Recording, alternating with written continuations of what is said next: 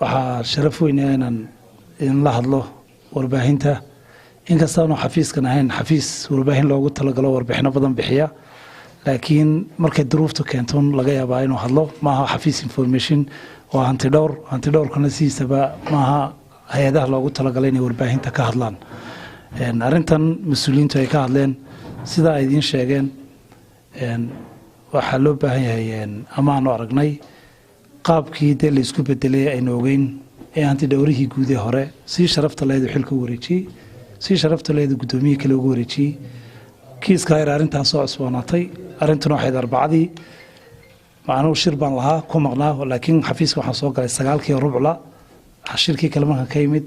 shaqaalihii intaa dhacdo imika inoo sheegayay madaxa shaqaaluhu ee dhacday ayaa timid arrintan shaqaalaha markaan ka hadalnana inta ugu muhiimsan waa intaa qiimeedu waxa weyn shaqaalaha de waxa weyn sharci baa dalka jira attendance-guna wuu jiray laakiin iska isluub ahaa markii hore xilligii doorashadii iyo shaqaaluhu iyo xilligii kale maqnaanshadu badnaa horena aan ugu sii sheegnay guud ahaanba shaqaalaha dhan inaan la habsaamin sanadka cusub markuu yimaadana inaynu ahaano qof walba wadda inuu bariiskiisa xalaalaysto waa arrin meesha taalla mana aha cadaalad darana weyn qofna inuu yimaado 7 aroornimo ama 8 maalin walba qofna inaan kaba soo xaadirin mishaar lagu soo xaadiro taa daraadeed wax iska caano xeerka shaqaalaha Soomaaliland markaad eegto waxa weyn qof walba inuu hadaan caafimaad ama fasax ama waxbarasho ku maqnayn inuu shaqadiisa sida sharciga u yimaado soo loo eegin gobol iyo degmo iyo tuulo midnaba sagaalka qof ee kalka ku dhigana ana dignito siiyay markii la soo gudbiyay madaxa tandiniska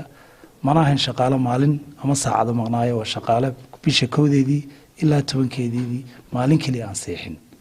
saadaradeed digniin baa la siiyay digniintaasna waa tii sharciga ahayd ee loogu talagalay ama hanti dhowr guud ha qoro ama aan qoro cid gaara ama hayb gaara ama shakhsi gaara oo la target gareyn karana ma jiro xafiiskan dhowrkuna waxa uu ka sifeysay yahay oo xafiisada loogu talagalay inay ethics-ka gaarka ku shaqeeyaan hay'adda xeer ahaan de waxa ku qornaa inay ahaato gudoomiye xigeen gudoomiyaha markuu ahaa isaguna agaasimaha guud loo soo aniga la soo magacaabay هذا structure كذا اللي مكوا قاب كانوا بيسويه structure كهذا الكيسان هذا الكتوتام ده واحد مرنا كمجرو واحد بعتنا كمجرم لكن أنا وحنا قارن incident دعوة قدومية ورا ما دام سيشرف لحلك وتري الصور شلون ورئيس كيسنا كوبيحيد وكيلي أنا قدومي كحيانا وأنها استقالنا مدحوين أنا قد بي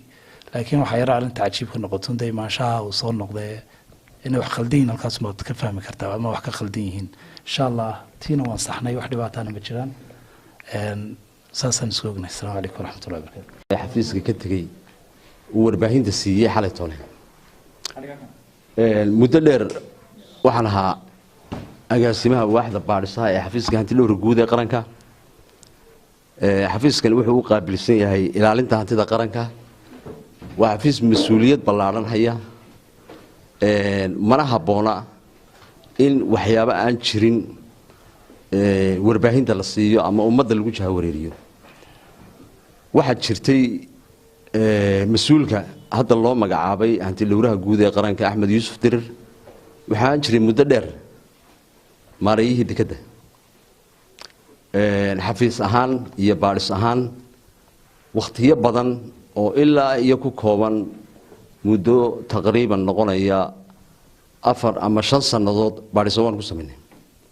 mar walba xafiisku baadhis sameeyo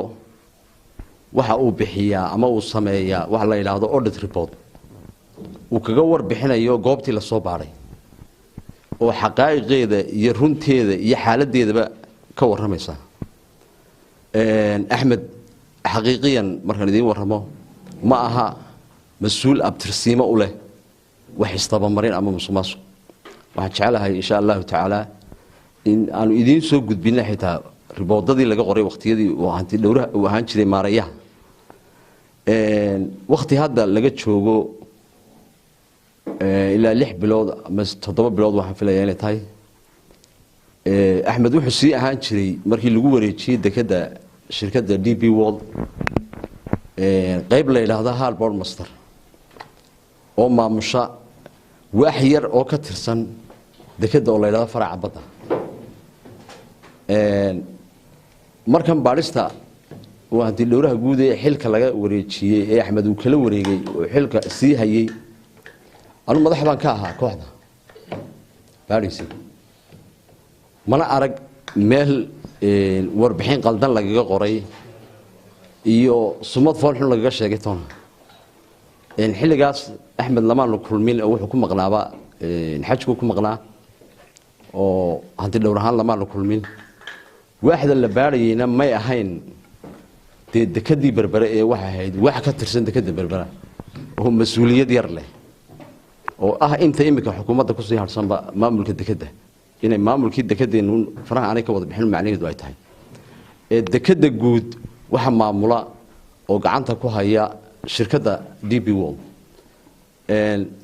marka halkii waxa la tolo warbixinta aan ka maqlayay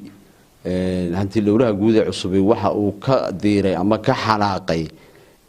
baaris aan ku sameeynay shaqaalihii ku sameeyayna argoosiba yani lagu la kacay aniga kooxda hogaankii marka ugu horeysay ee takiba ma la jirto xumaan iyo warbixin qaldan iyo meel toona wax laga qoray sida aan idin sheegayna inta dalka marka aynu ilaahay dartiib u hadalno hanti dowlaha guud ee cusub Axmed Yuusuf Dirir oo ahaan jiray maarayihii dekada aan mar meel laba ka soo gelin waxa musuqmaasuq leeyahay aad baad mahadsantiin